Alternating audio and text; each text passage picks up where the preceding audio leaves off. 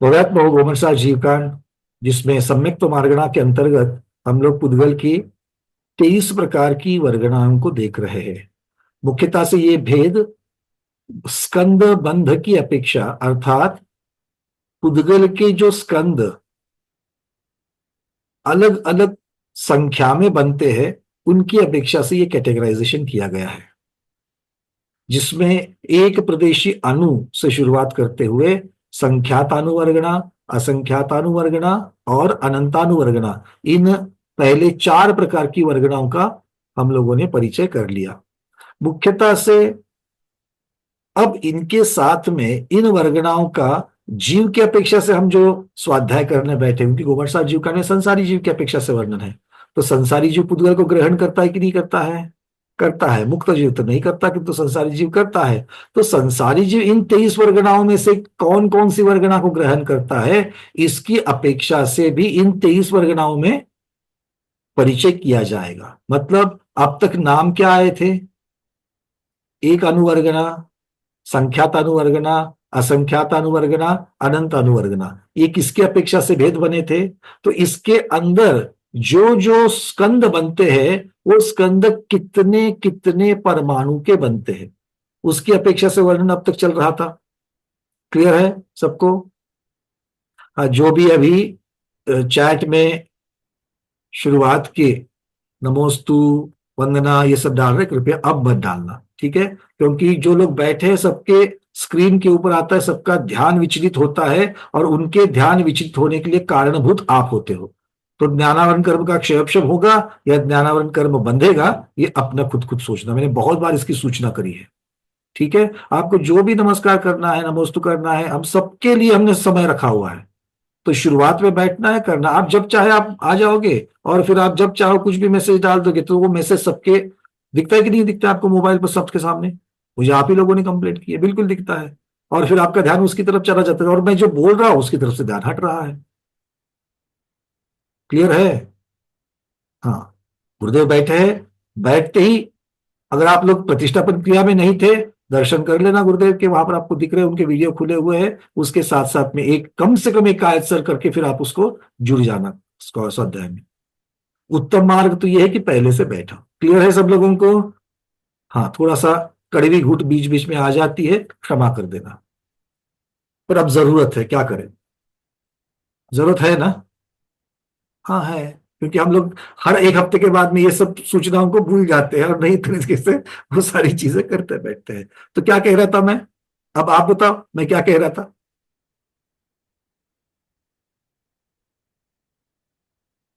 किसके चैट में पल्ले सर। कितना? हाँ, मतलब महाराज जी यही तो हो रहा है ना, किसके पल्ले कितना पड़ता है, किसके पल्ले कितना पड़ता है, देखिए। तो संख्या एक अनुवर्गना, संख्यात अनुवर्गना, असंख्यात अनुवर्गना, अनंत अनुवर्गना, ये किसकी अपेक्षा से बना है? तो इनके अंदर जितनी जितनी संख्या में बंध स्कंद होते हैं। क्लियर है? एक अनुप्रदेश में क्या होता है? अकेला परमाणु है। संख्यात अणु में क्या होंगे? संख्यात अणु में जितने भी संख्यात के भेद है उतने अलग अलग प्रकार की वहां पर स्कंद हो सकते हैं। ठीक है? असंख्यात अणु का कोई भी स्कंद लेंगे, असंख्यात अणु का कोई भी स्कंद लेंगे तो उसमें असंख्यात अणु ही होंगे। कभी भी संख्यात अणु नहीं आएंगे, कभी भी अनंत अणु का स्कंद वहां नहीं पाया जाएगा। ठीक है? इसका मतलब ये नहीं है कि ये किसी कॉर्नर में रखे हुए हैं। ये पूरे लोकाकाश में अलग अलग प्रकार के जो स्कंद बने हैं, स्कंद मतलब समझते हो ना, गुच्छे, समूह जो बने हुए हैं पुद्गल के, उनको ये कैटेगराइजेशन, उनका ये भेद बता रहे हैं। क्लियर है? किसकी अपेक्षा से चल रहा है अब तक? सारा का सारा संख्या की अपेक्षा से चल रहा है। तो हम संख्या की अपेक्षा एक, संख्यात, असंख्यात और अनंत का है। अनंत के बहुत सारे भेद हैं, अनंत के बहुत सारे भेद होते हैं। उसमें से कुछ अनंत, उसमें से कुछ अनंत अनंतानु वगैरह पे लिए हैं। कहां तक लिए हैं? तो आचार्य भगवान कहते हैं सिद्ध भगवंतों के अनंतवा भाग, सिद्ध राशि जो है उसका अनंतवा भाग ले लो, या तो फिर अभव्य राशि का अनंत गुना ले लो। ये जो अनंत बनेगा वो अनंत यहां पर उत्कृष्ट की अपेक्षा से लिया गया है। और जघन्य अनंत कौन सा लिया है अनंतानु में? कौन बताएगा जल्दी से? जघन्य अनंतानु कैसे बनेगा? हेमांगी दीदी, जगंत जघन्य अनंत अणु कैसे बनेगा?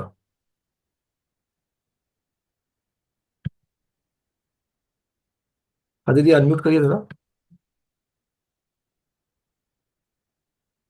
हाँ। जो संख्यात वर्गना है उनमें एक अणु ऐड करने से जगन्य अनंत अनंत गुण वर्गना बनेगी। अनंताणु, चलिए बहुत बढ़िया। इनमें से कहीं में भी गुण शब्द नहीं लगेगा, ठीक है, संख्या की अपेक्षा से। मतलब क्या है, असंख्यातानु वर्गना का जो समूह था, उसका जो उत्कृष्ट मिल गया था, उसमें एक अणु मिलाने से अगली वाली रेंज शुरू हो जाएगी, और अगली वाली रेंज जगन्य से शुरू हो जाएगी। बहुत बढ़िया। अब ये सारी चीजें हमने समझ ली, सबको समझ में तो आ गई है यहां तक की चीजें। बहुत बढ़िया। अब ये जितनी भी सारी वर्गणाएं हैं, इनमें एक प्रश्न शंकाकार उठाता है।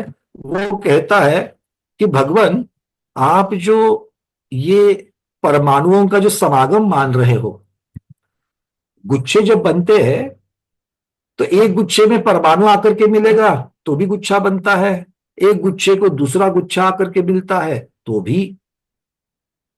फाइनली समागम किसका हो रहा है, कौन किसको मिल रहा है? परमाणु को परमाणु मिल रहा है। तो अब परमाणु को हमने कैसे माना? परमाणु कैसा होता है? एक दिमाग में आइडिया तो है। परमाणु कैसा होता है? गोलाकार, गोल गोल गोल परमाणु होता है, और एक परमाणु दूसरे परमाणु को मिलता है। अब ये परमाणु शंकाकार के दिमाग में आ रहा है कि भाई, ये परमाणु दूसरे परमाणु को जो बंध को प्राप्त होता है, तो वो सर्वात्मक बंध को प्राप्त होता है या एक देश बंध को प्राप्त होता है? ध्यान से सुनना इसको, बहुत अच्छी बात पूछ रही है ये सब। मतलब क्या है, ये एक परमाणु एक दूसरा परमाणु, ये दोनों मिलकर के बिल्कुल सर्वात्मक, सर्वात्मक का बंध क्या होता है? देखो, हम सब लोग एक दूसरे को मिलते कि नहीं मिलते हैं? मिलते हैं। अब बहुत सारे हमारे स्वाध्याय कहाँ मिले? अयोध्या में मिले। अब अयोध्या में मिले तो किस किस प्रकार से मिले देखो। कोई कोई सिर्फ आमने सामने आए, अच्छा आप वो पहचान लिया। कोई पहले से पहचान वाले थोड़े बहुत थे, उन्होंने एक दूसरे को हाथ मिलाया, क्यों अरविंद जी? और जो बहुत ही एक दूसरे को पहचानते थे, उन्होंने एक दूसरे को गले लगा दिया। तो मिलने के अलग अलग प्रकार हुए कि नहीं हुए?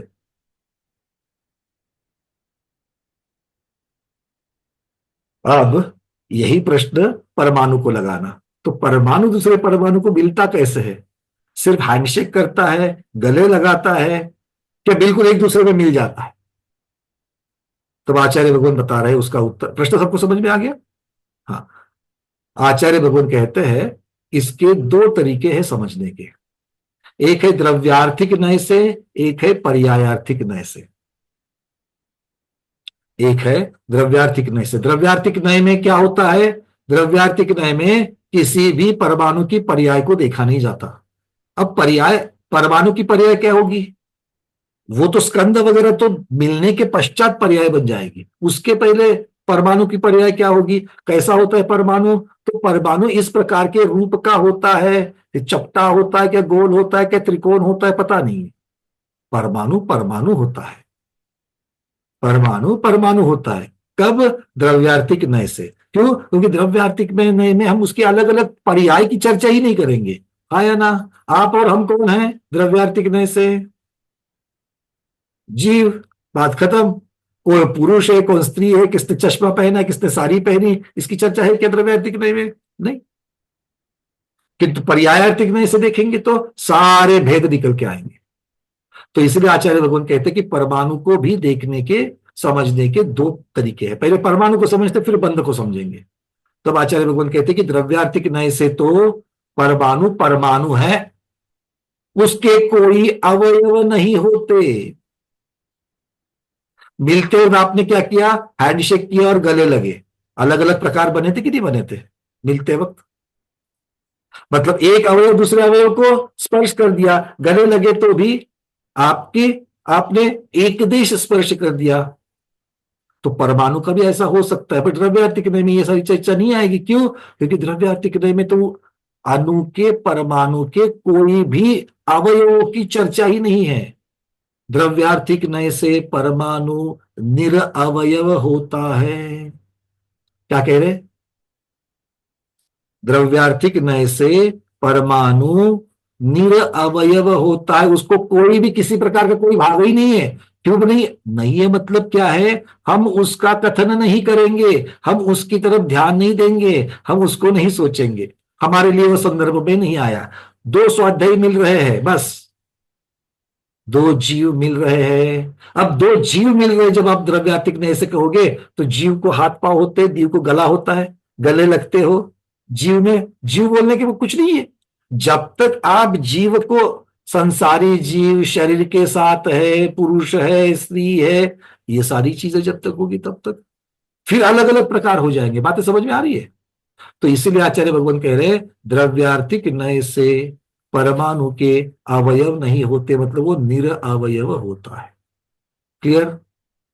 तो द्रव्यार्थिक नय से कैसे मिलेंगे? एक ही तरीका रह गया, अवयव से अवयव नहीं मिलेंगे, पूरा का पूरा परमाणु दूसरे परमाणु परमाणु में समाहित हो जाएगा। तो द्रव्यार्थिक नय से कैसे बंध बनता है? आचार्य कहते हैं कि पूरा का पूरा सर्वात्मक बंध बनता है। ये समागम कैसे होता है? सर्वात्म समागम होता है। बात समझ में आ गई? हा तो हा, ना तो ना। दूसरा, अब द्रव्यार्थिक हो गया, पर्यायार्थिक नहीं देखते। अब बोले पर्यायार्थिक नहीं से मैं परमाणु को जो देख रहा हूं वो मैं परमाणु के टॉप को भी देख रहा हूं, परमाणु को नीचे भी भाग है, परमाणु को साइड भाग भी है। परमाणु के अवयव क्या कहे जाएंगे? अब गोलाकार है तो उसके अवयव क्या कहे जाएंगे? उसको हाथ पांव तो नहीं है। एक परमाणु दूसरे परमाणु का हैंडशेक खुद ही करता है, गले थोड़ी लगेगा। तो परमाणु कैसे होगा? परमाणु गोल है, अब गोल परमाणु के कैसे भाग करेंगे? आप त्रिकोण के भाग कैसे करते हो बताओ? त्रिकोण के भाग कैसे करते हो? दाई भुजा, बाई भुजा, हाँ? बेस वाली भुजा, इस प्रकार करते कि नहीं करते हो? करते हो। चौकोन के कैसे करते हो? उसको भी भुजा की अपेक्षा से बता सकते हैं। वैसे ही परमाणु गोल है तो परमाणु के अवयव कैसे किए? यहां पर आचार्य भगवान क्या कहते हैं? परमाणु के अवयव उपरिम अधस्थल मध्यम उपरिम उपरिम, इस प्रकार से। क्योंकि अगर ऐसा नहीं मानेंगे तो अणु का परमाणु का अभाव ही हो जाएगा। परमाणु में उपरिम भाग है कि नहीं है? होना चाहिए कि नहीं होना चाहिए? होना चाहिए। परमाणु में मध्यम भाग होना चाहिए कि नहीं होना चाहिए? होना चाहिए। परमाणु में अधस्तन भाग, साइड वाले भाग होने चाहिए कि नहीं होने चाहिए? होनी चाहिए। उसके बिना परमाणु रहेगा क्या? परमाणु का अस्तित्व दिखाने के लिए ऊपर का भाग, जैसे एक गांव होता है, जैसे एक गांव होता है, हमारे पूना के तरफ बोलते हैं ये पश्चिम पुना है, ये पूर्व पुना है, ये उत्तर पुना है, ये दक्षिण पुना है। आपके गांव की भी ऐसे ही बताते कि नहीं बताते हैं?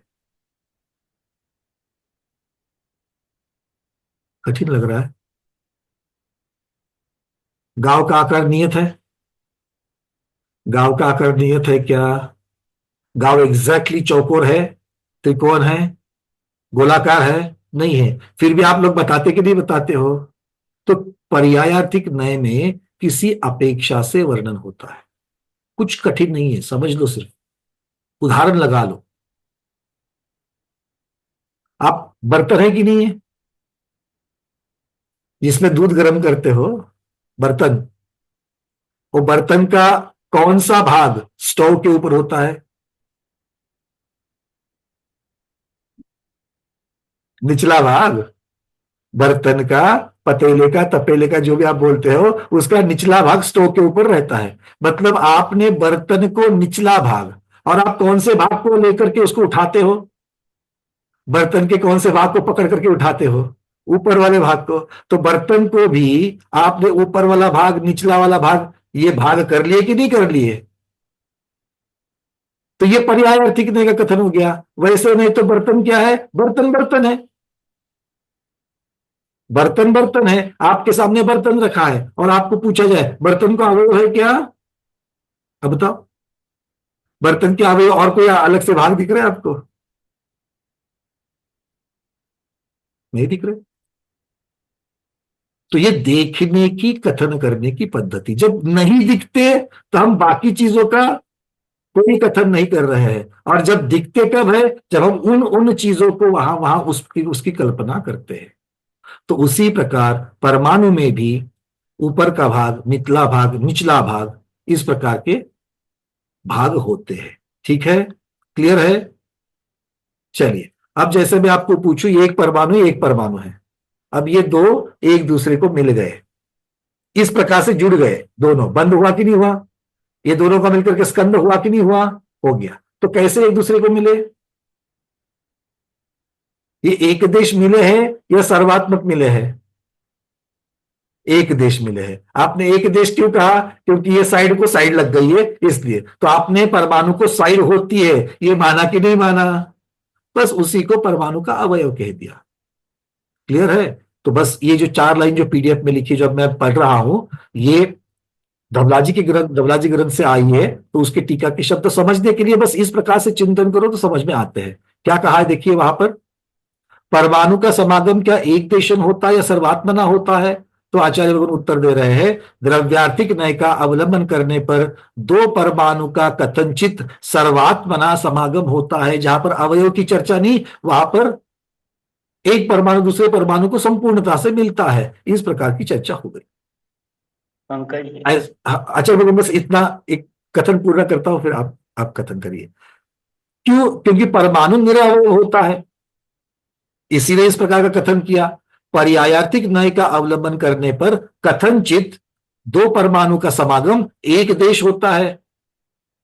अब ये दोनों चर्चा होने के बाद आचार्य भगवान कहते हैं परमाणु के अवयव नहीं होते, ऐसा कहना भी ठीक नहीं है। परमाणु के अवयव नहीं होते ऐसा कहना ठीक नहीं है। क्यों ठीक नहीं है?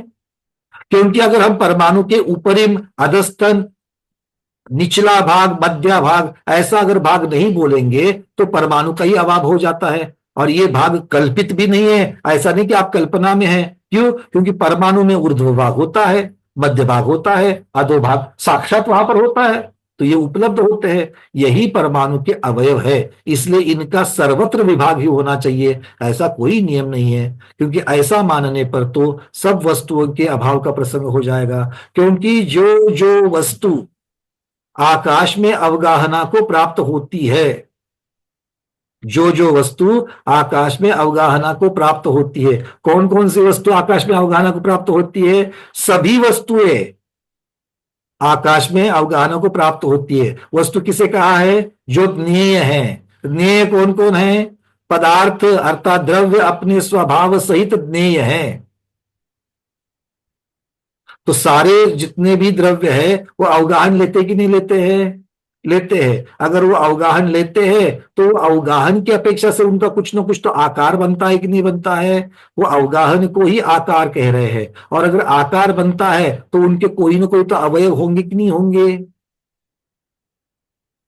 जैसे आकाश अगर हम लोग लेंगे तो जो आकाश लखनऊ को समन्वित करता है, जो आकाश पलटन को समन्वित करता है, जो आकाश आचार्य भगवान जहां विराजमान है वो हलकर्णी को अगर समाहित करता है, पूना को समाहित करता है, ये आकाश के अलग अलग भाग जो है ये आकाश के अवयव है कि नहीं है? धर्म द्रव्य लोकाकाश में समाहित है और तिल में तेल जैसा व्यापक उसको व्याप्त किया है, तो इनडायरेक्टली धर्म द्रव्य ने लोकाकाश में जो अवगाहन प्राप्त किया है तो उसको पुरुषाकार लोकाकाश का आकार मानेंगे कि नहीं मानेंगे? मानेंगे। तब जाकर के धर्म द्रव्य को ऊपर सिद्धशिला के पास का धर्म द्रव्य, नीचे अधोलोक का धर्म द्रव्य, मध्यलोक का धर्म द्रव्य, इस अपेक्षा से उसके भेद किए जा सकते कि नहीं किए जा सकते? किए जा सकते। क्योंकि अगर नहीं करोगे तो फिर उस द्रव्य का ही अभाव हो जाएगा। क्यों? क्योंकि अगर ऐसे कोई भाग नहीं है तो वो अवगाहना को ही प्राप्त हो नहीं होता, ये उसका अर्थ निकलता है। इसलिए आचार्य भगवान कह रहे हैं कि अगर ऐसा नहीं मानोगे तो वस्तुओं के अभाव का प्रसंग प्राप्त होता है। अवयवों से परमाणु नहीं बना ऐसा कहना भी ठीक नहीं है। क्यों? क्योंकि अवयवों के समूह रूप में परमाणु दिखाई देता है, तथा अवयवों के संयोग का विनाश होना चाहिए ऐसा भी कोई नियम नहीं है। मतलब परमाणु के लिए अगर कोई अवयव होते हैं उसका विनाश होना ही चाहिए, ये भी कोई जरूरी नहीं है। अनादि संयोग के होने पर उसका विनाश नहीं होता, इसलिए द्विप्रदेशु परमाणु पुद्गल द्रव्य वर्गणा सिद्ध होती है। क्यों? आचार्य भगवान बहुत महत्वपूर्ण बात अंत में कह रहे हैं। पहले हमने इसकी चर्चा की थी कि दो परमाणु का जब बंध हो रहा है तो वो कितनी जगह घेर रहा है। या तो दोनों एक दूसरे में समाहित होंगे तो एक प्रदेश को अवगाह पाएंगे, अगर दो बाजू बाजू में टच करके सिर्फ ऐसा बंध बनाते हैं तो दो प्रदेश को करेंगे। इसलिए आचार्य भगवान कहते हैं अगर एकात्म प्रदेशा एक देश अगर बंध को नहीं मानेंगे तो दो प्रदेशी अणु, तीन प्रदेशी स्कंद, चार प्रदेशी स्कंद, पांच प्रदेशी स्कंद या संख्यात प्रदेशी स्कंद, ये संकल्पना ही नष्ट हो जाएगी। इसका मतलब है कि पर्यायार्थिक नय से अणु परमाणु एक देश बंध को प्राप्त होते हैं और द्रव्यार्थिक नय से संपूर्ण एक दूसरे को सर्वात्मना से प्राप्त होते हैं। क्लियर है सब लोगों को? बहुत छोटी सी चीज है, एक कंसेप्ट है, ये संकल्पना है, इस संकल्पना को समझना है और मानना है। ये अगर नहीं मानोगे तो हमारे समझने में अड़चन आ जाएगी। कैसे अड़चन आ जाएगी? जैसे मेरे पास ये रबर के दो अंगूर है, मेरे पास रबर के ये दो अंगूर है,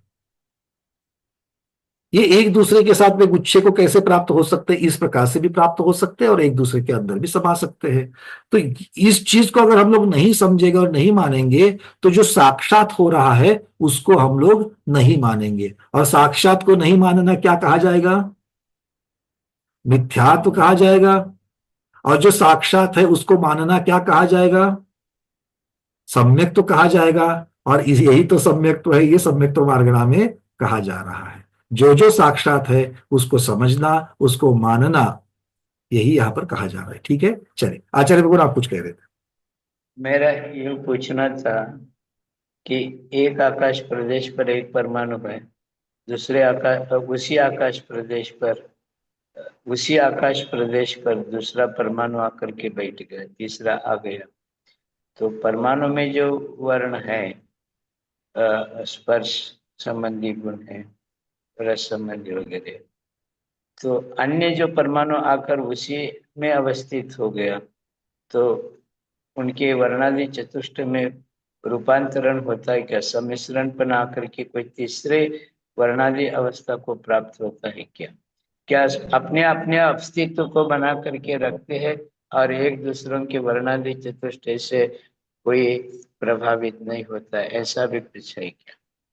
तो सबसे पहली बात तो यहां अभी जो चर्चा चल रही थी गुरुदेव, वो तो सिर्फ और सिर्फ किस प्रकार से बंध होता है। मतलब है दो दो अणुओं को लूंगा तो सर्वात्म होता है कि एक देश होता है, और इसी से उन्होंने इस चीज की सिद्धांत की सिद्धि कर दी कि जो स्कंद होता है वो द्विप्रदेशी, तीन प्रदेशी, चार प्रदेशी, संख्यात, असंख्यात, अनंत प्रदेशी हो सकता। अब अनंत प्रदेशी यहाँ पर लोकाकाश की अपेक्षा से नहीं कहेंगे, तो प्रदेश कितने में वहां पर जा रहे हैं तो असंख्यात तक तो जा ही सकते हैं।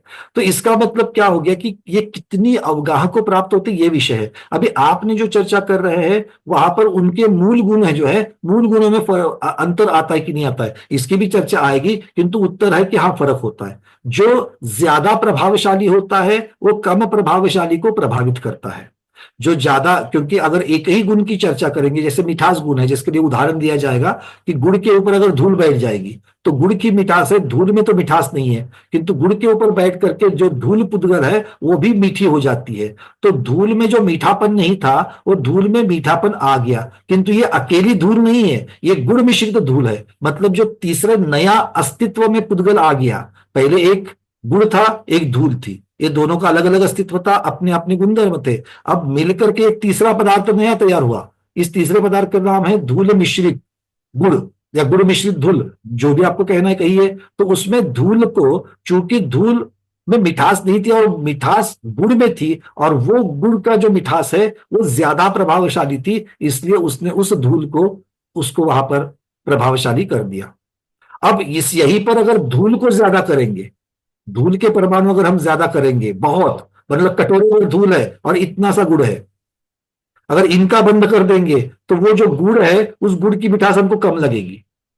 मतलब यहां पर जो प्रभावशाली था, जो मिठास नहीं वाला गुण था, मिठास नहीं होना ये जो गुण था वो वहां पर प्रभावशाली हो गया और उसने मिठास को कम कर दिया। मतलब इन बंधों में अगर हम द्रव्यार्थिक नय से देखेंगे तो कोई भी परमाणु, कोई भी स्कंद जो है वो मूल स्वरूप वाला जो है वो अपने गुणधर्मों को नहीं छोड़ता है, किंतु जब उसके अपेक्षा से पर्यायार्थिक नय से जो एक नई अवस्था वहां पर बंध के बाद जो तैयार हुई है उसमें जो ज्यादा गुणधर्म वाला है और जो कम गुणधर्म वाला है उसकी अपेक्षा से प्रभाव हमको देखने के लिए मिलता है और एक नया अस्तित्व, नया गुणधर्म भी वहां पर उस पदार्थ का देखने के लिए मिल जाता है। माने आपका यूं कहना हुआ कि एक आकाश प्रदेश पर अगर दो परमाणु है तो परमाणु परमाणु अपेक्षा अपना स्वतंत्र अस्तित्व रखते हैं और उसमें जो वर्णादि चतुष्ट है वह उन्हीं में बना रहता है। माने वो वर्णादि चतुष्ट का भी अस्तित्व होता नहीं, द्रव्यत्वता का भी अस्तित्व होता नहीं। अब बंधेदि को परिणामी कौच, इस सूत्र के आधार पर आपने जो कहा कि रस रूप गंध वर्ण आदि में जो क्वालिटी जिसकी ज्यादा हैवी है वह उसको प्रभावित कर लेता है। तो ये बदलाव जो आया दोनों के बीच में समझौता होकर के तीसरी जो वर्णादि चतुष्टय की अवस्था जो उत्पन्न हो गई उसको अपन पर्याय कहेंगे। बिल्कुल माने पर्याय में बदलाव हो गया लेकिन द्रव्य और गुण अपने आप में जो क्या यथावस्थित रहते हैं। यही मूल सिद्धांत है, यही मूल सिद्धांत है, क्योंकि वो द्रव्यता जो है वो उसकी बनी रही है। क्योंकि द्रव्यता सिर्फ पुद्गल की अपेक्षा नहीं, अपने गुणधर्मों की अपेक्षा से भी देखा जाएगा तो अपने गुणधर्म उनमें बरकरार है, उसमें तो बदलाव नहीं आएगा। बट ये कथन जो है, ये कथन आप किसकी अपेक्षा से कर रहे हो उस अपेक्षा से हो जाएगा, द्रव्यार्थिक या पर्यायार्थिक की अपेक्षा। जी, दूसरा ये आपसे मुझे जानना था कि एक आकाश प्रदेश पर संख्यात असंख्यात अनंत अनंत अनंत जो वर्गना अपने वर्गना परमाणु स्कंद आदि अवस्थित होते हैं, तो ये क्या अवगाहन गुण की विशेषता कहे, क्या अवगाहित होने की उनके अंदर इस प्रकार सामर्थ्य यह कहे, ये किस एक परमाणु एक आकाश प्रदेश पर अनंत अनंत वर्गनाएं समाहित होते हैं। जीव द्रव्य के भी प्रदेश उसी में है, धर्म द्रव्य के भी प्रदेश, अधर्म द्रव्य कालानु के प्रदेश। तो ये कैसा, क्या ये ये कैसे अपन से श्रद्धा, हम आप जनवानी को मानते हैं, श्रद्धा की दृष्टि से देखते हैं, लेकिन बुद्धिजीवियों को, हम तार्किक लोगों को कैसे सिद्ध करके दिखा सकते? बिल्कुल बड़ा बड़ा सीधा है, क्योंकि तार्किक लोगों को अगर इन पदार्थों के, इन द्रव्यों के अगर स्वभाव की तरफ देखेंगे तो उत्तर बिल्कुल सीधा साधा है। एक पुद्गल को, अगर हम पुद्गल की चर्चा कर रहे हैं, परमाणु की चर्चा कर रहे हैं, तो वो स्वयं अवगाहन को प्राप्त होना ये उसका स्वभाव है, और उसी के साथ में आकाश द्रव्य को अवगाहना देना ये उसका स्वभाव है। तो जितना भी हम कहे कि एक परमाणु के ऊपर दूसरा आया, दूसरे के ऊपर तीसरा आया, तीसरे के ऊपर चौथा आया, किंतु आया कहां पर? आया तो आकाश में है, आया तो आकाश में है। तो हर एक परमाणु ने अपने अंतरंग शक्ति की अपेक्षा से अवगाह पाया है और आकाश ने उनको अवगाह दिया है एक ही जगह पर। एक क्षेत्रावगाह होना ये परमाणु का स्वभाव है, और उनको ऐसा एक क्षेत्रावगाह करना ये आकाश का स्वभाव है। तो दोनों भी द्रव्य अपने अपने स्वभाव के साथ में मिल रहे, कर रहे, कार्य कर रहे हैं, और इनका एक समुचित कार्य, एकत्रित कार्य हमको दिख रहा है कि एक ही पुद्गल, एक ही प्रदेश के ऊपर अलग अलग परमाणु जो पुद्गल के हैं वो एक क्षेत्रावगाह को प्राप्त हो रहे हैं। मतलब इसमें मूल सिद्धांत यही होगा कि ये द्रव्यों का स्वभाव है। चलिए अब, हाँ अर्चना दीदी आप इसके ऊपर कुछ करिए, पूछिए, तो हम लोग आगे बढ़ेंगे। भैया जी, जैसे ये अभी आपने बताया ना कि एक अणु दूसरे अणु पे हो जाता है और उसकी द्रव्यता बनी रहती है, द्रव्यता बनी रहती है और मूल गुण चेंज नहीं होते, लेकिन जब केमिकल बॉन्ड होता है, बंध बनता है, जैसे हाइड्रोजन ऑक्सीजन का, तो पानी बन गया, तो उसमें तो केमिकल वो चेंज हो गया ना, तो इसको हम कैसे देखेंगे? पानी में जब भी आप पानी का एक मॉलिक्यूल लोगे तो पानी के मॉलिक्यूल में हाइड्रोजन है कि नहीं है? ऑक्सीजन है कि नहीं है? तो वहां पर हाइड्रोजन की हाइड्रोजनता और ऑक्सीजन की ऑक्सीजनता, तो उसके गुणों को ता लगा रहा हूं, ता मतलब तो तत्व स्वभाव वो वहां पर बरकरार है। ये उनके द्रव्यार्थिक नय से में मुझे उसमें दिख रहे हैं कि ये हाइड्रोजन है, ये ऑक्सीजन है।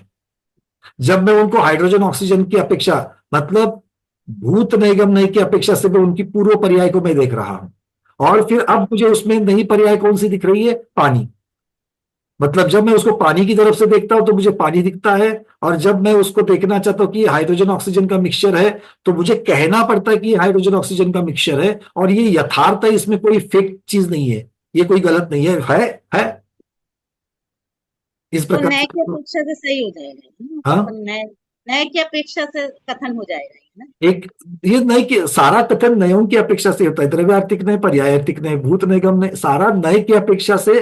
प्रमाण तो पूरा का पूरा, प्रमाण का कथन करना केवली भगवान प्रमाण का कथन कर सकते हैं, आप और हम लोग अपनी बुद्धि से नए से ही करेंगे, क्योंकि बिना सापेक्ष वर्णन होता ही नहीं है, और निरपेक्ष भी वर्णन होता है, तो निरपेक्ष वर्णन जैसे होता है वैसे ही सापेक्ष वर्णन होता ही होता है, क्योंकि सारे के सारे जो है वो इस एक जगह पर है, एक लोकाकाश में है, एक समूह का भाग है, तो उनका वर्णन सापेक्ष होगा ही होगा। ठीक, चलिए अब यहां से आगे अगली वर्गणाओं की चर्चा हम लोग कर रहे हैं। अगली वर्गना जो अनंतानुवर्गना थी, अनंतानुवर्गना उसका जो उत्कृष्ट आया था, उस उत्कृष्ट में हम लोग क्या करेंगे? एक परमाणु मिलाकर के नया गुच्छा बनाएंगे। वो नया गुच्छा बनते ही उसको आचार्य भगवंतों ने, अब ये नई पर्याय जो हो रही है, अब कितना है? उत्कृष्ट अनंतानु से भी आगे चला गया, तो अनंतानुवर्गना कहेंगे क्या उसको? नहीं, उसमें होगी तो अनंतानुवर्गना ही, क्योंकि अनंत के ऊपर एक मिलाने से भी अनंत ही होता है, किंतु उसका स्वभाव बदल गया। क्या बदल गया? उसका उपयोग बदल गया। उसका उपयोग मतलब उसका जो कार्य करने का जो एक प्रकार का जो उपकारी स्वभाव है वो बदल गया। कैसे बदल गया? तो आचार्य भगवान कह रहे हैं, अब ऐसे गुच्छों से, ऐसे स्कंधों से, ऐसी वर्गणाओं से जो नई प्रकार की बन गई, कैसे बन गई? अनंतानुवर्गणा में हम लोगों ने परमाणु डाल दिया, उनकी संख्या बढ़ा दी, तो उससे कौन सी वर्गना बनी? तो वो वर्गना को नाम दे दिया आहार वर्गना। ठीक है, अब इस आहार वर्गना को हम थोड़ा अलग तरीके से जानेंगे। मैं यहां से आपको चार्ट जो है वो चार्ट शेयर कर रहा हूं। देखो, अब सबसे हम लोग जघन्य में कब पहुंचेंगे? जघन्य राशि आहार की कब आएगी? उत्कृष्ट अनंतानुवर्गना अधिक एक अणु करते ही जघन्य आहार वर्गना मिलेगी। दिख रहा है सब लोगों को? हाँ, अब उसके ऊपर यहां पर भी अलग अलग तरीके के एक एक परमाणु की अपेक्षा से अलग अलग अलग अलग यहां पर भेद बनते जाएंगे। मध्यम आहार वर्गना, उत्कृष्ट आहार वर्गना, इस प्रकार के होंगे। अब ये जो आहार वर्गना की जो रेंज है, उनमें हमने मोटा मोटी में 3 प्रकार कर लिए। वैसे तो कितने प्रकार है उनके बीच में?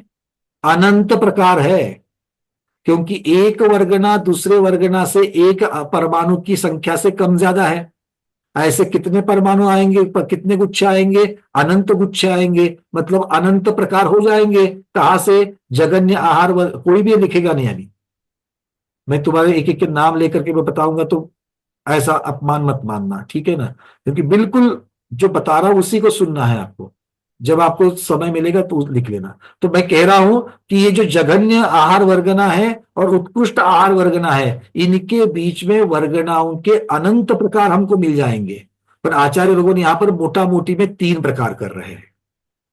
ठीक है, वो 3 प्रकार कौन से? क्योंकि इन 3 प्रकार की वर्गना से 3 अलग प्रकार के शरीर बन रहे हैं, और इसीलिए आचार्य भगवान इनका 3 कैटेगरी में विवेचन कर रहे हैं, कथन कर रहे हैं। जब नीचे से चलते हैं तो नीचे वाली वर्गना और ऊपर वाली वर्गना, इनमें क्या फर्क होगा? कौन बताएगा?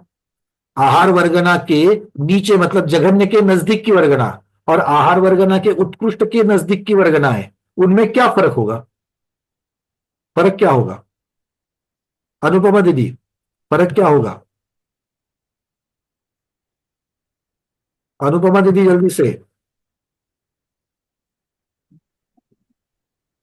पहिली वर्गणा आहे ती जघन्य वर्गणा जघन्य आणि हो, मैं जगन्य को छोड़ दो, जगन्य को छोड़ दो, उत्कृष्ट को छोड़ दो, जगन्य के हाँ। बाद में 4-5 प्रकार ले लेना, उत्कृष्ट के पहले के 4-5 प्रकार ले लेना। तो इन दोनों में कोई फर्क है कि नहीं, पहला वो पॉइंट, पहला फर्क है कि नहीं है? सारिका दीदी वैजापुर, फर्क है कि नहीं है? है, अनंत फरक फरक है है, कि अनंत फर्क है। वर्गनाओं का। तो फर्क किस अपेक्षा से है? सारिका दीदी फर्क किस जगन्य अपेक्षा से है? अनंतानुवर्गना बोले तो जगन्य, अनंतानुवर्गना में अब जब ये एक सारी वर्गना, वर्गनाओं में अनंत अनंत वर्गना ही आएगी। आप जगन्य आर वर्गना ले लो, नहीं तो उत्कृष्ट वर्गना ले लो। कहते हो तो आप क्या कहोगे, इसमें भी अनंत है, उसमें भी अनंत है। अनंत के ऊपर एक मिलाया क्या, अनंत के ऊपर 50 मिलाया क्या, संख्यात मिलाया क्या, असंख्यात मिलाया क्या, सब अनंत। तो उस अपेक्षा से तो सब में अनंत अनंत ही है, भले अलग अलग प्रकार का अनंत है। तो फर्क क्या हुआ, जल्दी से फर्क क्या हुआ, किसकी अपेक्षा से फर्क है उनमें? सबसे पहला फर्क अब तक क्या मिलेगा दीपा दीदी? उसमें अणुओं की संख्या ऊपर ऊपर जाएंगे बहुत वैसे सब बढ़िया। अणुओं की जो, परमाणुओं की जो संख्या है ऊपर के स्कंदों में और नीचे के स्कंदों में, फर्क है कि नहीं है? एक स्कंद बढ़ती से है। दूसरे स्कंद में परमाणु की संख्या का ही फर्क है, और कोई फर्क अब तक हमने देखा क्या? नहीं देखा। तो अब आचार्य भगवान यहां पर कह रहे हैं कि परमाणु की संख्या का तो फर्क है, किंतु इनसे क्या क्या चीज बनेगी उसमें फर्क होता है। जैसे एक उदाहरण देता हूं, आपके पास रेती है, रेती जानते सब लोग, समुद्र के किनारे की रेती होती है, नदी के अंदर जो रेती होती है, दोनों एक ही प्रकार की होती है क्या? कहने के लिए समुद्र के तट की रेती फाइन होती है, उसके कण छोटे छोटे होते हैं।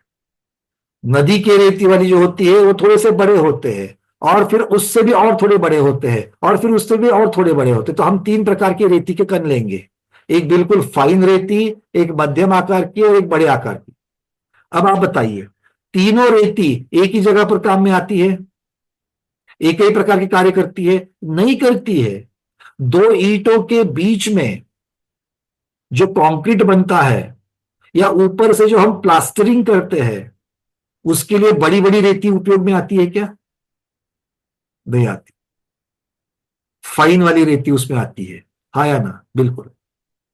जब बहुत मजबूत काम करना है और बड़े बड़े पत्थरों के बीच में कुछ डाल करके पत्थरों की बड़ी बड़ी दीवार बनानी है, तो वहां पर जो बीच में कंक्रीट उपयोग में आएगा, क्या वो फाइन रेती का बनेगा? वहां पर बड़ी रेती का बनेगा। तो रेती के अलग अलग प्रकार से अलग अलग कार्य हुए कि नहीं हुए? हुए। ऐसे ही यहां पर परमाणुओं की अलग अलग संख्या होने की वजह से, तो परमाणुओं की संख्या ये एक उन स्कंधों का स्वभाव है या फिर एक गुणधर्म है, उसके अलावा भी गुणधर्म है कि जो नीचे वाले परमाणु है वो ज्यादा वो जो स्कंद बनता है वो स्थूल स्कंद बनता है। वो कैसे बनता है? स्थूल स्कंद बनता है। और जैसे जैसे ऊपर ऊपर चढ़ोगे तो वो स्कंद सूक्ष्म सूक्ष्म सूक्ष्म बन जाता है। तो परमाणु की संख्या ज्यादा, किंतु स्कंद सूक्ष्म। परमाणु की संख्या, क्योंकि जैसे ऊपर ऊपर चढ़ोगे परमाणु की संख्या बढ़ती जाएगी और स्कंद सूक्ष्म सूक्ष्म सूक्ष्म होते जाएंगे। ठीक है। और इसीलिए जो नीचे वाले स्कंद है उनसे क्या बनता है? औदारिक शरीर बनता है।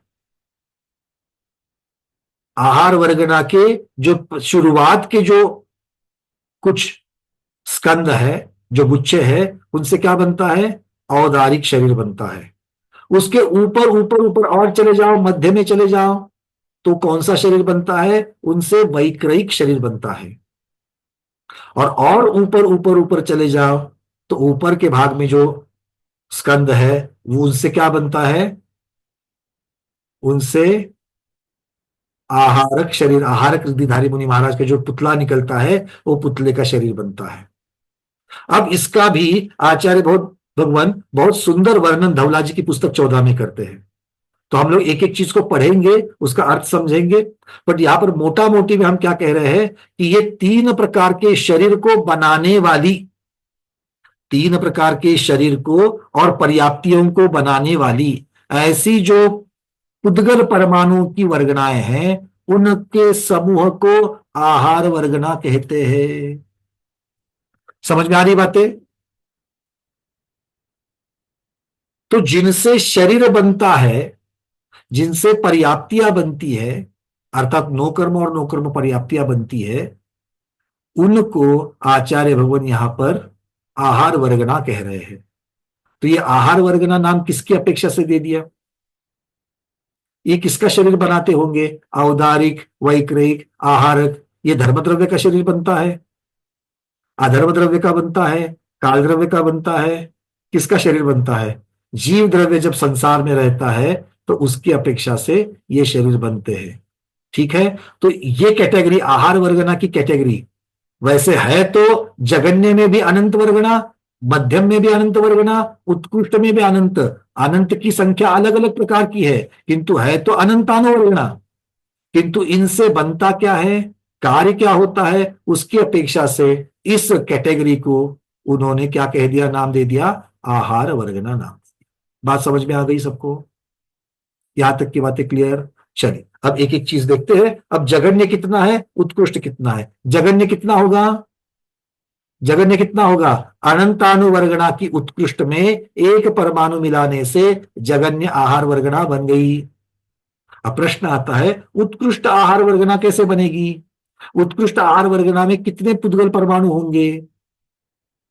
तो आचार्य भगवान यहां पर एक फॉर्मूला दे रहे हैं। पहले हम लोगों ने क्या देखा था, वो इससे अनंत गुना अनंतानुवर्गना में देखा था हमने। जगन्य से लेकर उत्कृष्ट में कितनी थी? जगन्य से लेकर उत्कृष्ट में कितनी थी? अनंत गुना। अभव्य राशि का अनंत गुना या सिद्ध राशि का अनंतवा भाग। तो जगन्य राशि को हमने गुणाकार कर दिया था, आया ना? हाँ, अब यहां पर बोलते जगन्य राशि का गुणाकार नहीं होगा, जगन्य राशि से अधिक होगी। किसी भी राशि से अधिक होना और किसी भी राशि का गुना होना, इसमें फर्क है कि नहीं है? 10 का 10 गुना होना मतलब 10 से सीधे 100 पर पहुंच गए, और 10 में अधिक होना, कितना अधिक होना है भैया? 5 अधिक 4 अधिक 3 अधिक, तो कितना हो जाएगा? 13 14 15, 100 तो नहीं बनेगा। ठीक है, मतलब अनंतानुवर्गना में जगन्य से उत्कृष्ट में जो रेंज बढ़ी थी उतनी रेंज आहार वर्गना में नहीं बढ़ती है। यह बात आपको समझ में आ गई? उतने प्रकार यहां पर नहीं होंगे, यह बात समझ में आ गई? इतना इतना डिफिकल्ट है यह समझना? जो लोग हाँ नहीं कह रहे, मैं समझना चाहता हूं कि क्यों आपको डिफिकल्ट लग रहा है ये। वो मैं भी तो समझू कि ये डिफिकल्ट क्यों लग रहा है। एक मैंने क्या बताया, एक में होता है अधिक होना और एक में गुना होना। अधिक करने से जोड़ने से ज्यादा होगा या गुणाकार करने से ज्यादा होगा? अब ये बहुत बेसिक प्रश्न पूछ लिया मैंने, 5वीं कक्षा भी नहीं, दूसरी कक्षा का पूछ दिया। हाँ, अब सब लोग हाँ कह रहे हैं। ठीक है, तो अब तक अनंतानुवर्गना जो थी, इसके पहले वाली जो अनंतानुवर्गना थी, उसमें जगन्य से उत्कृष्ट कितना बढ़ता है? गुणाकार में बढ़ता है। और जो गुणाकार में बढ़ता है उसमें प्रकार कितने बनेंगे? क्योंकि एक एक उसके बीच का जो एक एक भाग जो है वो सब अलग अलग प्रकार के हैं। मतलब उसमें जितने प्रकार बनेंगे, अनंतानुवर्गना में जितने प्रकार बनेंगे और आहार वर्गना में जितने प्रकार बनेंगे, उसमें कोई बदल होगा कि नहीं होगा? मतलब आहार वर्गना में क्या हो रहा है?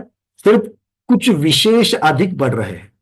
अब जब वो विशेष अधिक कितने बढ़ रहे हैं उसकी अगर चर्चा करें तो आचार्य भगवान कहते हैं कि जगन्य राशि में कुछ मिला लो, जगन्य राशि में कुछ मिला लो। कितना मिलाना है? तो बोले जगन्य राशि का अनंतवा भाग मिला लो।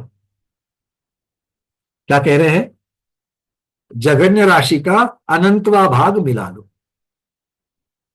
अब जगन्य राशि अगर मैं मान लू 10 लाख है, जगन्य राशि मैं 10 लाख मानू, और अनंतवा भाग अंक संदृष्टि की वजह से अगर मैं कहूं तो अंक संदृष्टि में मान लीजिए अनंतवा भाग मतलब 1000, उदाहरण के लिए। तो क्या होगा? 10 लाख अधिक 10 लाख डिवाइडेड बाय 1000। 10 लाख अधिक 10 लाख डिवाइडेड बाय 1000 कितना होगा? 10 लाख को 1000 से डिवाइड करोगे तो कितना आएगा? 1000 आएगा। ऊपर 6 शून्य है, नीचे 3 शून्य है, तो 1000 बच जाएगा। ठीक है, मतलब 10 लाख में आपको कितना मिलाना है? 1000 मिलाना है। तो जगन्य में राशि कितने की परमाणु रहेंगे? 10 लाख परमाणु रहेंगे। और ऊपर उत्कृष्ट में कितने होंगे? 10 लाख 1000।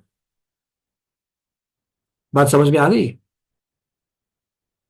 उदाहरण अंक संदृष्टि से बता रहा हूं मैं। तो सूत्र क्या दे दिया? जगन्य राशि अधिक जगन्य राशि डिवाइडेड बाय जगन्य राशि का अनंतवा भाग। तो ये जगन्य राशि का अनंतवा भाग कैसे करेंगे? तो आचार्य भगवान बोलते कौन सा अनंतवा? अनंत भी अलग अलग होते हैं, तो कौन सा अनंता? बोले सिद्धों का अनंतवा भाग। सिद्ध राशि जो है वो सिद्ध राशि का जो अनंतवा भाग होता है उस अनंत से जगन्य राशि को भाग दे देना, और जो उत्तर आएगा वो जगन्य राशि में मिला देना, उतना ही फर्क है।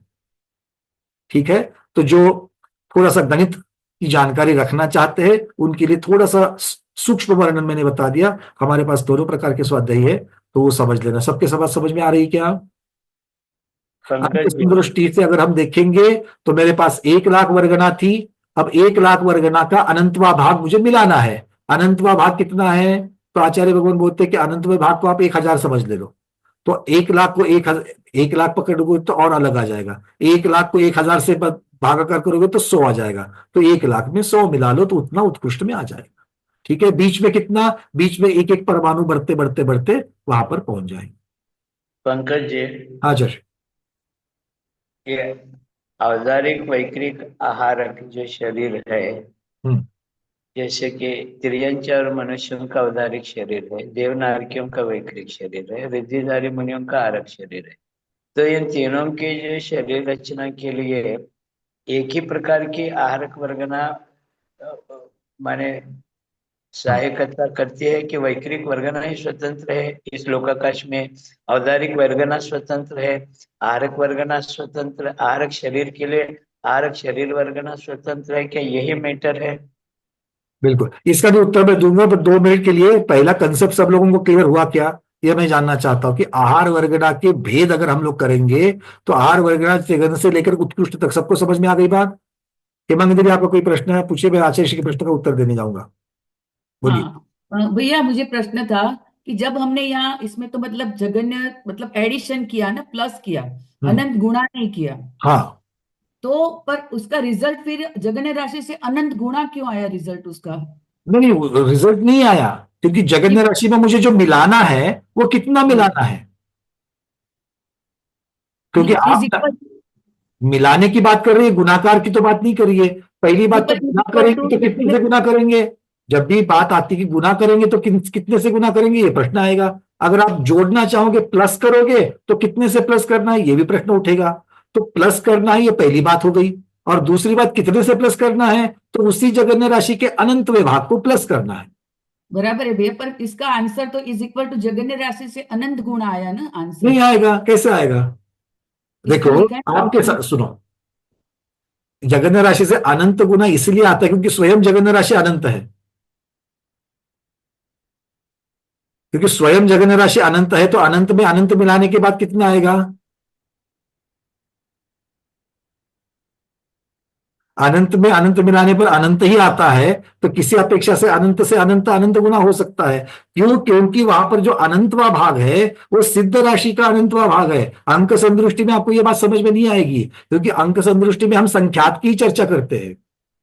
तो इसीलिए एक तो अगर मैं कहूंगा कि अगर आप जगन्य राशि को अनंत गुना कर लो तो कितना होगा? उत्तर कितना आएगा? अनंत गुना आएगा। जगन्य राशि में जगन्य राशि का अनंतवा भाग ऐड कर दो तो भी वो अनंत गुना होता है, क्योंकि सारी चर्चाएं अनंत की ही हो रही है। किंतु दोनों अनंत में फर्क है। अनंत गुना करने पर जो अनंत आता था वो अनंत बहुत बड़ा अनंत है, और जगन्य राशि में जगन्य का अनंतवा भाग ऐड करने से जो अनंत आएगा वो छोटा अनंत आएगा। ऐसा दोनों में तुलना कर सकते हैं। जी जी भैया, तो सब ठीक है, चलिए। हाँ, तो यहां पर मैं फिर से एक बार कह रहा हूं कि यहां पर जगन्य राशि में जगन्य राशि का अनंतवा भाग मिलाने से जो राशि आएगी उतना ही उत्कृष्ट है। ये उत्कृष्ट किस कहां पर काम में आएगा? इसमें एक परमाणु डालने से अगली वाली वर्गणा का जगन्य आ जाएगा, तो उसके लिए उसके और इसका अलावा कोई इसका काम नहीं है। ठीक है, चलिए अब आचार्य भगवान ने जो प्रश्न किया है उसके बारे में चर्चा करते, पहले उस प्रश्न को समझ लो। मेरे पास आहार वर्गणा औदारिक के लिए एक ही प्रकार की है, वैक्रयिक के लिए एक प्रकार की है और आहारक के लिए एक प्रकार की, ऐसे तीन मूल प्रकार आचार्य भगवान ने करे, है कि नहीं है? तो औदारिक शरीर किसके काम में आएगा? मनुष्यों के और तिर्यंचों के। वैक्रयिक शरीर किसके काम आएगा? देवों के और नारकियों के। किंतु क्या इनके शरीर आपस में एक जैसे है? मनुष्य का शरीर तिर्यंच के जैसा है? किसी सीधे ना मत बोलना, सोच लो, थोड़ा सा सोच लो। दोनों में समानता भी है, दोनों में फर्क भी है। दोनों में समानता क्या है? मनुष्य और तिर्यंचों के शरीरों में क्या समानता है? दोनों भी प्रतिघात को प्राप्त होते हैं। जैसे हम लोग दीवार को फांद करके नहीं जा सकते हैं, दीवार के आर पार नहीं जा सकते हैं, तिर्यंच का शरीर आर पार होता है क्या? अब तिर्यंच भी दो प्रकार के तिर्यंच है, बादर तिर्यंच और सूक्ष्म तिर्यंच। मैं यहां पर बादर तिर्यंच की चर्चा कर रहा हूं मुख्यता से।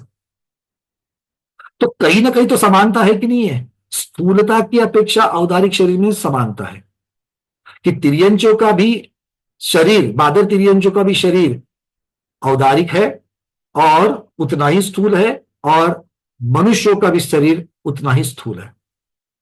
तो स्थूलता की अपेक्षा समानता है। अब अलग अलग प्रकार के शरीर बन रहे। अब मैं तो मनुष्य को बाजू में हटा देता हूं आचार्य श्री, मैं तो सिर्फ दो तिर्यंचों को ही चेक करता हूं, एक गाय का शरीर है, एक घोड़े का शरीर है, और तीसरा शरीर हाथी का है। तो हाथी का शरीर जिन पुद्गल वर्गनाओं से बनेगा और घोड़े का शरीर जिन पुद्गल वर्गनाओं से बनेगा, प्रश्न यह है कि ये क्या वो दोनों वर्गनाएं अलग है? क्या वो दोनों वर्गनाएं अलग है? इसका उत्तर आ सकता है कथनचित अलग है, कथनचित समान है। कथनचित अलग क्यों और कथनचित समान क्यों? समानता में स्थूलता की अपेक्षा से समानता मान रहा हूं, ध्यान से सुनना इसको, क्योंकि एक वर्गना जो है और दूसरी वर्गना में उनमें एक परमाणु का सिर्फ फर्क है। अब ये उदाहरण इसके जैसा हो गया जैसे कि जिन कागज के ऊपर करेंसी नोट की छपाई होती है, जिस कागज के ऊपर करेंसी नोट की छपाई होती है, वो कागज छपाई करने से पहले क्या है? एक कागज है। अब इसके ऊपर भारत देश की भी करेंसी 500 रुपए की वो भी प्रिंट हो सकती है, और किसी अन्य देश की, मैं उदाहरण के लिए ले रहा हूं, साक्षात मत लेना, उसके ऊपर किसी अन्य देश की भी मुद्रा उसके ऊपर छपी जा सकती है, हाँ या ना? हाँ। तो कागज है, छपाई करने की अपेक्षा से दोनों करेंसी समान है, किंतु वैल्यूएशन की अपेक्षा से दोनों की कीमत समान है क्या? नहीं है। मतलब उनसे होने वाला जो कार्य है ये अलग अलग हो सकता है। और इसको समझेंगे कैसे? ये पुद्गल वर्गना को समझेंगे कैसे? भाई पुद्गल वर्गना ये विसर्सोपचय की अपेक्षा, नौकर्म की विसर्सोपचय की अपेक्षा से तो मैं इसको समान मान रहा हूं कि ये औदारिक शरीर के काम आ रही है, इसलिए समानता। किंतु ये जब जिनके द्वारा खींची जा रही है, जिस जीव के द्वारा खींची जा रही है, उसके बाद में खींचकर उस शरीर के साथ बंध को प्राप्त होने के पश्चात उसके ऊपर उसकी छपाई हो जाएगी। कैसे? खींचने वाला घोड़ा है कि खींचने वाला हाथी है? खींचने वाला देव है कि खींचने वाला नारक है? जिन परिणामों से देव उस वर्गना को खींचेगा, मैं खींचना मतलब ऐसे कुछ नहीं कि कहां से, जैसे आप फूल को खींच करके तोड़ते, ऐसे नहीं कर रहा हूं मैं, आश्रव की अपेक्षा से समझ लेना। जिन भावों से देव नौकर्म वर्गना को ग्रहण कर रहा है और जिन भावों से नारकी वर्गनाओं को ग्रहण कर रहा है, क्या उसका उसके ऊपर कोई असर होगा हो कि नहीं होगा? उसका भी असर होता है, जैसे कर्मों के ऊपर होता है। क्योंकि कर्म वर्गना कैसी, आगे कर्म वर्गना में यह भी चर्चा आएगी कि ऐसा ज्ञानावर्ण कर्म बनने के लिए कोई अलग वर्गना है इस खाने में रखी है,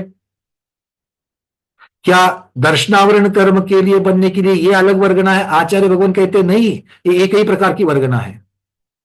ये आश्रय को जो प्राप्त होती है तब प्रकृति बंध, अर्थात आप उस जीव ने जो परिणाम किए हैं उस परिणाम की अपेक्षा उसके ऊपर प्रकृति का ठप्पा लगेगा। प्रकृति का ठप्पा लगेगा मतलब ये ज्ञानावरण की बनने जा रही है या वेदनी की बनने जा रही है। अब वेदनी के ऊपर फिर और उसके उत्तर वेद की अपेक्षा ये साता वेदनी की बनने जा रही है क्या असाता वेदनी की बनने जा रही है? पर विसर्जोपचय में ये साता वेदनी का विसर्जोपचय है, ये असाता वेदनी का विसर्जोपचय है, ऐसा वर्णन आगम में नहीं मिलता। इसका मतलब है कि रॉ मटेरियल की अपेक्षा रॉ मटेरियल है, किंतु रॉ मटेरियल में भी भेद होते हैं। जो रॉ मटेरियल मनुष्य तिर्यंश के लिए है वो रॉ मटेरियल देवनारकी के लिए नहीं है। यह सबसे बड़ा फर्क, एक को औदारिक वर्गना, एक को वैक्रयिक वर्गना कहा। अब औदारिक में भी वही प्रकार की वर्गना घोड़ा भी ले रहा है और उसी प्रकार की वर्गना गाय ले रही है। यहां पर पहला फर्क हो गया। ये परमाणु अलग अलग भी हो सकते हैं, समान भी प्रकार के भी हो सकते हैं। किसी अपेक्षा से स्थूलता की अपेक्षा समानता, किसी अपेक्षा से डिफरेंस, फर्क हो सकता है। अब मैं दो घोड़ों की बात करूंगा। एक खच्चर वाला घोड़ा है, उसको भी घोड़ा कहा जा रहा है। मतलब एक खच्चर मतलब मरा सा होता है ना, ज्यादा ताकत वाला नहीं रहता है। और दूसरा अरेबियन ब्रीड, अरबी घोड़ा। क्या दोनों का शरीर एक ही प्रकार के दो कर्म वर्गना से बनेगा? हमें डिफरेंस तो दिख रहा है, क्योंकि नो कर्म वर्गना से शरीर बन रहा है, ताकत उसी, सारी चीजें रॉ मटेरियल में भी तो है ना, सारी चीजें तो अर्थ। और इसी की अपेक्षा कुलकोटियों का वर्णन होता है। कुलकोटि का वर्णन क्या है कि जिन नो कर्म पुद्गल वर्गना की अपेक्षा से आपका शरीर बन रहा है वो कितने प्रकार के शरीर बन सकते हैं, इसकी अपेक्षा से कुलकोटि की वर्गना की गई है। सबको समझ में आ रही? जीव समास में कुलकोटि की चर्चा हुई थी। बस इस प्रकार के समझना। तो आचार्य भगवान के प्रश्न का उत्तर मैं ज्यादा सूक्ष्मता में जाकर के नहीं दे रहा हूं। इसके बारे में बहुत सारा अलग अलग तरीके से वर्णन आगम में मेरे पढ़ने में तो नहीं आया, ना गुरु मुख से मैंने सुना है। तो बड़ी विनम्रता के साथ में गुरुदेव मैं आपको ये उत्तर दे रहा हूं कि जितना जहां तक तर्क जाता है वहां तक ही मैं उसको लगाना चाहूंगा कि भाई आचार्य भगवंतों ने मूल तीन वर्गना करी है। आहार वर्गना में औदारिक वर्गना, वैक्रयिक और आहारक। तो औदारिक वर्गना से वैक्रयिक में पक्का नहीं जाएंगे और इनका अनुपात भी दिया गया है। अभी इसका वर्णन आएगा कि बहुभाग में कौन सी है कौन सी नहीं है, वो कौन नीचे स्थूलता में कौन सी है और सूक्ष्मता में कौन सी है। इन अपेक्षाओं से जिन वर्गनाओं से औदारिक शरीर बनता है वो औदारिक शरीर का ही काम हो जाएगा। तो इस अपेक्षा से तिर्यंश और मनुष्य इन दोनों प्रकार की गति के जीवों में औदारिक की अपेक्षा स्थूलता की अपेक्षा समानता पाई जाएगी। किंतु आगे चल करके रूप आदि जो चतुष्टय जो माने गए हैं, जो चार प्रकार की अलग अलग प्रकार के रूप रस गंध वर्ण की अपेक्षा से जो वर्णन होता है उनमें जरूर फर्क है। उनके अलग अलग कॉम्बिनेशंस की अपेक्षा से अलग अलग रॉ मटेरियल ही उसमें से चुना जाएगा। जो जो योग्य है वही चुना जाएगा और उसके पश्चात सिर्फ अकेले उससे काम नहीं होगा। तो जो जीव जिन भावों से उनके ऊपर उनको आश्रय को प्राप्त कर रहा है उन भावों का भी उसके ऊपर परिणाम होगा। अगर ऐसा नहीं मानेंगे तो नारकी का शरीर घृणास्पद और देवों का शरीर बहुत सुंदर, ऐसा एक ही प्रकार की वैक्रयिक वर्गनाओं से कैसे बनेगा? एक ही प्रकार की वैक्रयिक वर्गनाओं से अगर मुझे देवों का रोग रहित शरीर और नारकियों का सभी प्रकार के रोग वाला शरीर ये बनने के लिए या तो मूल वर्गनाओं में फर्क होना चाहिए या फिर जिन भावों से लिया जा रहा है उनमें फर्क होना चाहिए। तो दोनों की अपेक्षा से फर्क हमको मानना पड़ेगा कि वर्गना में भी थोड़ा बहुत फर्क है, क्योंकि उन वर्गना में उस रूप परिणत होने की वो क्षमता भी तो होनी चाहिए। ये बहुत महत्वपूर्ण बात है और इस प्रकार से ये सापेक्ष निरपेक्ष की अपेक्षा से इसका वर्णन किया जा सकता है। आचार्य आप इसके ऊपर क्या कहना चाहोगे? ये विषय में जानना चाह रहा था, जैसे उच्च गोत्र है, नीच गोत्र है, कुल कोटियों की जो संख्या अपने जीवन में आती है तो कुलों की अलग अलग विभाजना है। तो अमुक कुल में जन्म लिया, ये अमुक कुल में जन्म लिया, तो उसके अनुसार उनके शरीर की संरचना जो हो रही है तो उसके लिए वर्गनाएं सामान्य रूप से अलग अलग होती है क्या? उनके अन्य जो, ये तो नो कर्म की चर्चा है। अभी जो चर्चा चल रही है आहार वर्गना से ही औदारिक शरीर बना, वैकृतिक शरीर बना, रिद्धिधारी मुनि के आहार शरीर की रचना हो गई। ये तो सामान्य रूप से मेटर के रूप में आहार वर्गना लिया, ये नौकर वर्गना हो गए। लेकिन नौकर वर्गनाओं के साथ भी उसका स्वयं का द्रव्य कर्म भी उदय है, और उसके लिए उस जीव का पहले का अथवा इस जन्म का भाव कर्म भी है। तो भाव कर्म और द्रव्य कर्म का प्रभाव उस नौकर्म के ऊपर पड़ करके उसके शरीर की संरचना होती है क्या? क्योंकि हमारे यहाँ पर व्यक्ति के सामुद्रिक शास्त्र के अनुसार अंग, उपांग, अवयव, व्यंजन और उसके जो भी है शरीर में लक्षण आदि, उसके द्वारा भी उसका भविष्य निर्धार होता है। तो ये सारा जो क्या है उनके कर्म के, द्रव्य कर्म के अनुसार ही नौ कर्म बनता है क्या? और नौ कर्म के लिए वैसे वैसे वर्गनाओं को ग्रहण करता है क्या? जैसे नीच गोत्रियों की वर्गनाएं अलग है क्या? उच्च गोत्रियों की वर्गना अलग है क्या? क्योंकि हमारे तीर्थंकर, चक्रवर्ती, शला, कपूर सब उच्च गोत्री होते, और लोग, इतर लोग तो इतर प्रकार के शरीर धारण करते हैं, उनके शरीर की वैसी विशेषता होती है। तो ये सब विषय थोड़ा सा जानना चाह रहा था मैं। अब राजा मेरा कहने का मतलब इतना ही है कि इतनी सारी जो विविधता उसमें पाई जाती है, तो उनमें भावों का, परिणामों का, जैसे एक उदाहरण छोटा सा ले लेते हैं। मान लो कोई दक्षिण अफ्रीका का व्यक्ति है जो संपूर्ण उसका शरीर 25-30 सालों से पूरा काला शरीर, उसका वर्ण बना हुआ है। अब वो जो नई नौकर्म वर्गना जो ले रहा है, तो उस नौकर्म वर्गना का जो वर्ण है, क्या वो सिर्फ काले वर्ण की वर्गना को सिर्फ वो आश्रव करेगा?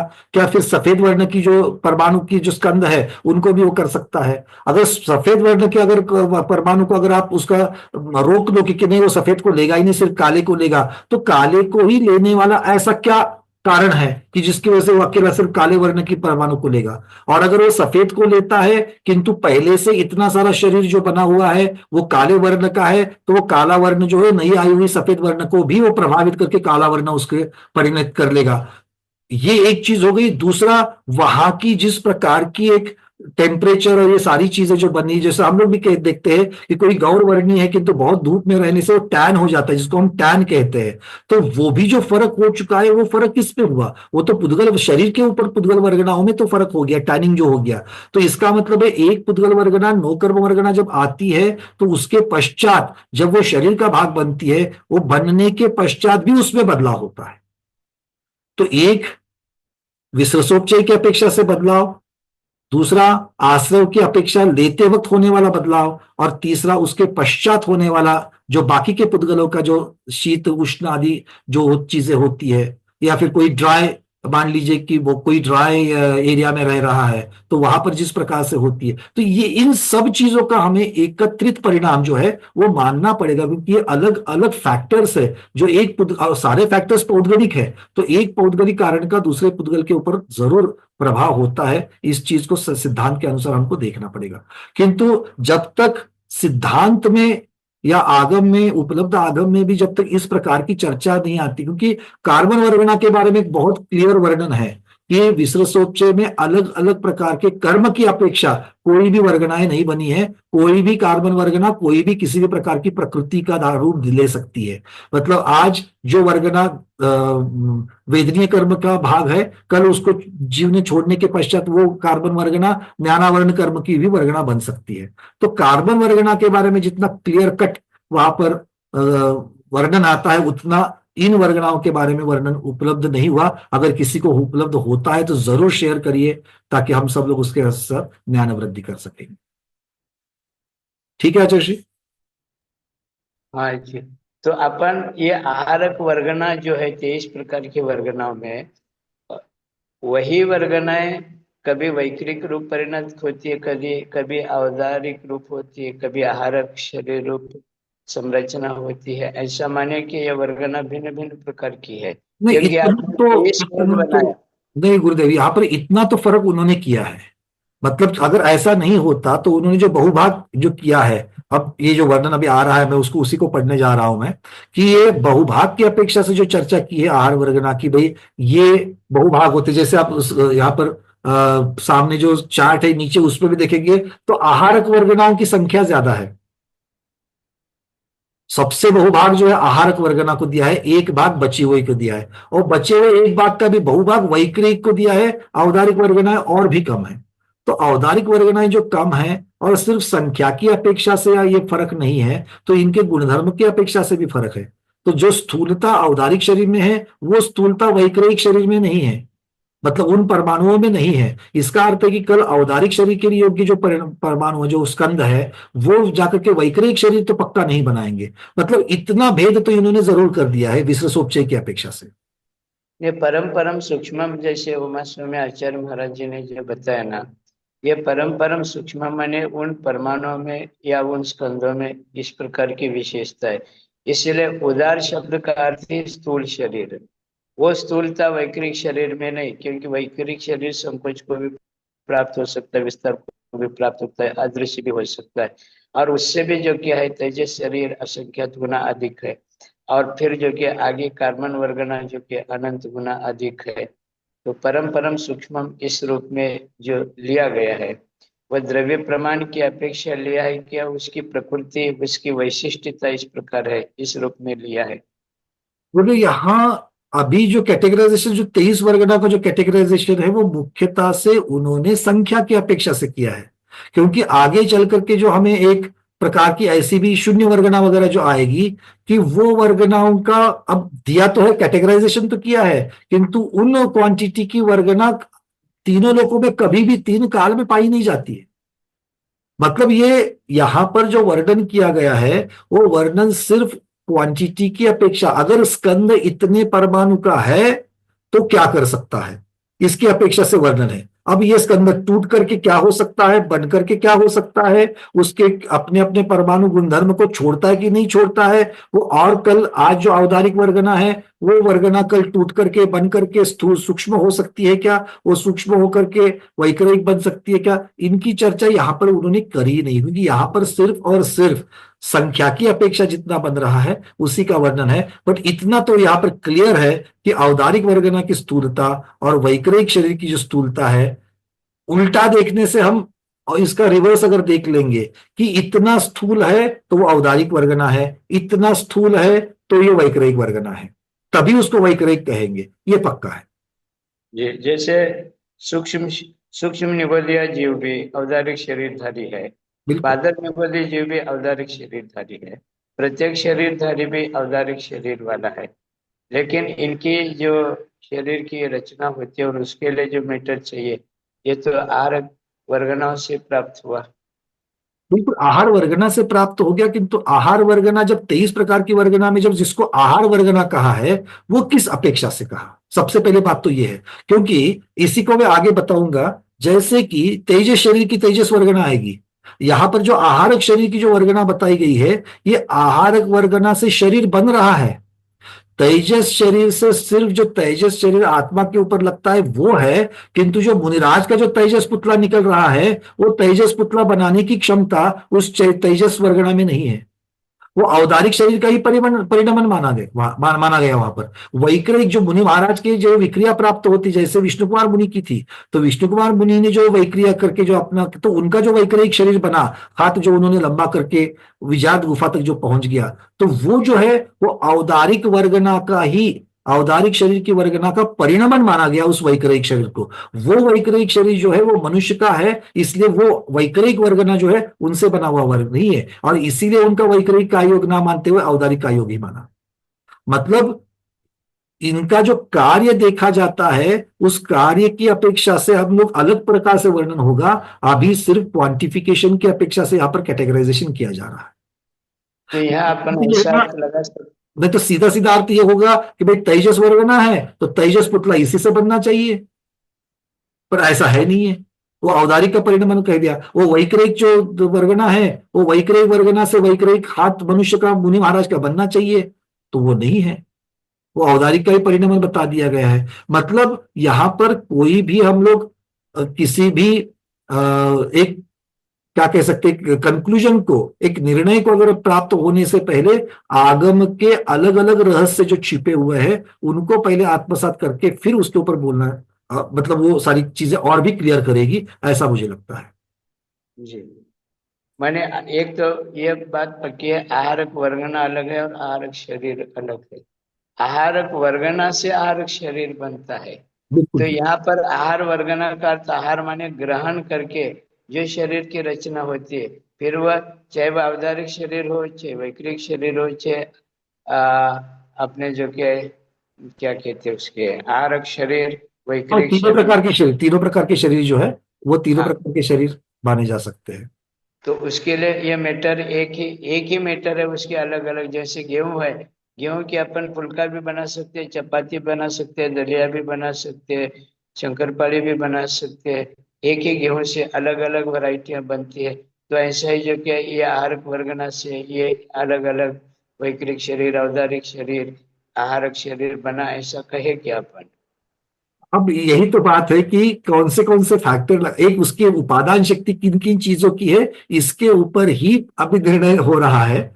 वो महत्वपूर्ण बात है, क्योंकि अगर एक बार आप उसकी उपादान शक्ति मानते हो तो फिर वैक्रिक शरीर क्या क्या कर सकता है, ये सारे कार्य हो जाएंगे। और फिर कौन से फैक्टर के साथ क्या क्या करना है, कैसे कैसे परिणमित होना, ये तो आगे की बात हो जाएगी। बट पहले उसमें उपादान शक्ति है कि नहीं, यही यही सबसे पहले कंफर्म करना पड़ेगा। जी होगा आगे आगे जैसे जैसे आएगा, और भी कहीं से चर्चा आएगी, क्योंकि जितना आगम में है उतना तो प्राप्त करने का प्रयास हम सब लोग जरूर करेंगे ही करेंगे। जी, ठीक है। चलिए, आज मैं यहीं पर रोक देता हूं, क्योंकि इस आहार वर्गना की चर्चा और भी कल हम लोग आगे बढ़ाएंगे, और थोड़ा सा वर्णन धवला जी वगैरह ग्रंथों से जो आता है उसको हम लोग पढ़ेंगे, आचार्यों के शब्द जो है उसको भी समझेंगे। और जो यहाँ पर जो चर्चा में जो प्रश्न उठते हैं उनको भी साथ में लेकर के चलेंगे, उनको छोड़ेंगे नहीं। अगर कहीं पढ़ने में आते हैं, कहीं गुरुओं के मुख से कोई प्रमाण मिलते हैं, तो भी उसको लेकर के चलेंगे। इन्हीं भावनाओं के साथ में आज के स्वाध्याय को गुरुओं के श्री चरणों में बारंबार नमोस्तु वंदनामि इच्छा करते हुए यहीं पर समापन करते हैं। जैनम जयतु शासनम, जैनम जयतु शासनम, जैनम जयतु शासनम। बोले ज्ञान योगी आचार्य